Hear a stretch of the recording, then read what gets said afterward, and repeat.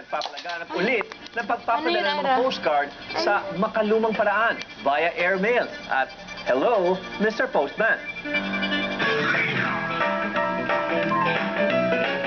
Dahil sa internet, unti-unting nalaos ang mga sulat.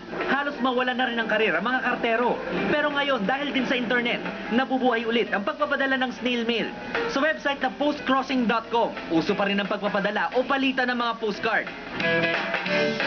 Ang full-time mom na si Jane, halos 1,000 na ang mga natanggap na postcard. Pati mga barya, perang papel, mga mapa, at ultimong ticket sa bus mula sa ibang bansa. Natatanggap niya sa mga miyembro ng postcrossing.com. Although slow, pero it's worth the wait naman in the end. May natatanggap kang something real in hard copy and hindi virtual. Ang 18 anyos na si Abby, libo na rin ang koleksyon ng mga postcard. Meron siyang postcard na 100 taon na ang tanda. May 3D o yung tinatawag na lenticular card. At may postcard pa na gawa sa foam. Nakaka-excite yung pakiramdam na may personal letter na naka-address po sa inyo. Yun po yung pakiramdam na, wow, ang galing! Parang, it's unexplainable.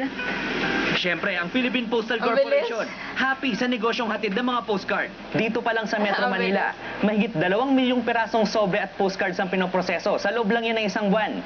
Hindi pa dyan kasama mga sulat na natanggap mula sa mga probinsya, pati na rin sa ibang bansa.